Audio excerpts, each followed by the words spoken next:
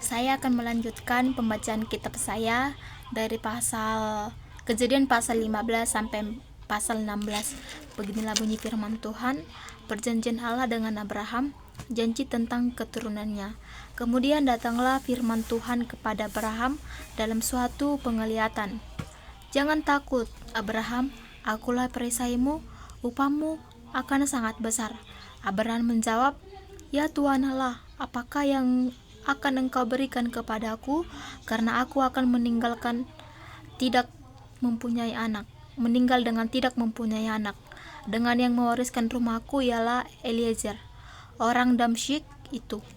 Lalu kata Abraham, engkau tidak memberikan kepadaku keturunan, sehingga seorang hambaku nanti menjadi ahli warisku.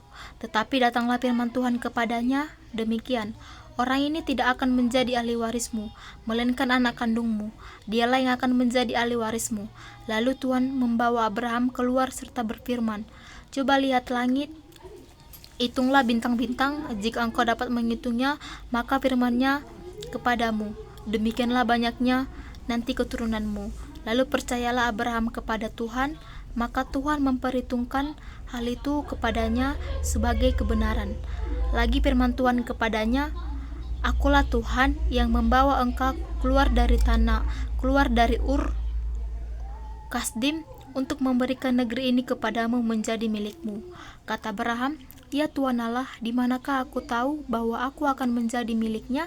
Firman Tuhan katanya, ambillah bagiku seekor lembu betina berumur 3 tahun, seekor kambing betina berumur 3 tahun, seekor domba jantan berumur 3 tahun, seekor burung tekukuk, dan seekor anak burung merpati. Diambilnya semua itu bagi Tuhan, dipotong 2, lalu diletakkannya bagian-bagian itu yang satu di samping yang lain, tetapi burung-burung itu tidak dipotong 2. Ketika burung-burung buas hingga pada daging binatang-binatang itu, maka Abraham mengusirnya. Menjelang matahari terbenam, tertidurlah Abraham dengan nyenyak. Lalu turunlah meliputinya gelap gulita yang mengerikan. Firman Tuhan kepada Abraham, ketahuilah dengan sesungguhnya bahwa keturunanmu akan menjadi orang asing dalam suatu negeri yang bukan kepunyaan mereka, dan bahwa mereka akan diperbudak dan dianiaya 400 tahun lamanya. Tetapi bangsa yang akan memperbudak mereka akan kuhukum, dan sesudah itu mereka akan keluar dengan membawa harta benda yang banyak. Tetapi engkau akan pergi kepada nenek moyangmu dengan sejahtera. Engkau akan dikuburkan pada waktu telah putih rambutmu. Tetapi keturunan yang keempat akan kembali ke sini, sebab sebelum itu kedurjaan orang Amori itu belum gelap.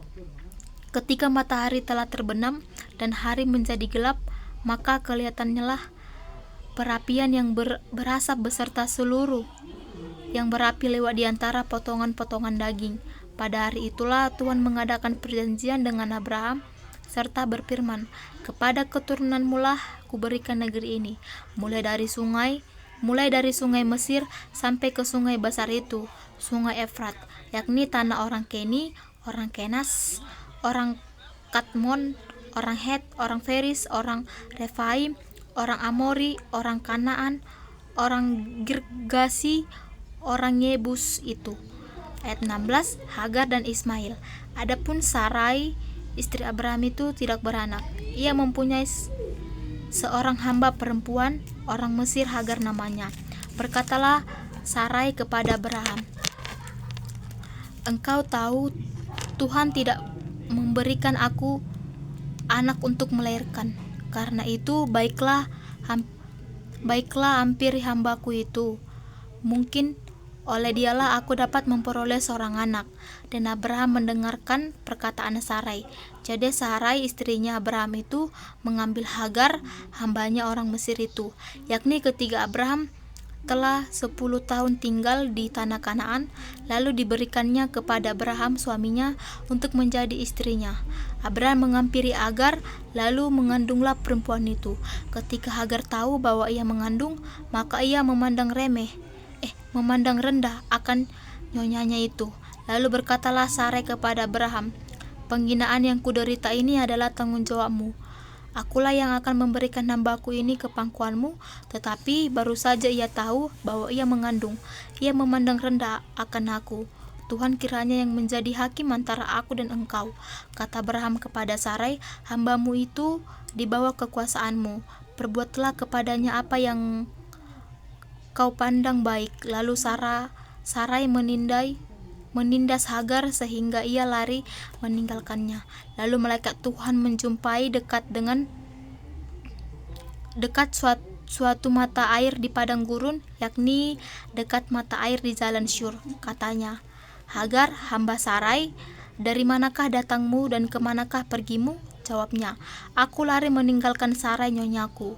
Lalu kata malaikat Tuhan kepadanya, kembalilah kepada nyonyamu, biarlah engkau ditindas di bawah kekuasaanmu. Lagi kata malaikat Tuhan itu kepadanya, aku akan membuat sangat banyak keturunanmu sehingga tidak dapat dihitung karena banyaknya. Selanjutnya kata malaikat Tuhan itu kepadanya, engkau mengandung dan akan melahirkan anak laki-laki dan akan menamainya Ismail, sebab Tuhan telah mendengar tentang penindasan atasmu, seorang anak laki-laki yang lakunya seperti kedelai liar. Demikianlah nantinya anak itu, tangannya akan melawan tiap-tiap orang dan tangan tiap-tiap orang akan melawan dia, dan di tempat kediamannya dia akan menentang semua saudaranya. Kemudian Hagar menamakan Tuhan yang telah berfirman kepadanya itu dengan sebutan, engkaulah El Roi, sebab katanya, bukankah di sini kulihat dia yang telah melihat aku? Sebab itu sumur tadi disebut orang sumur Lahai Roi, letaknya di antara Kades dan Beret.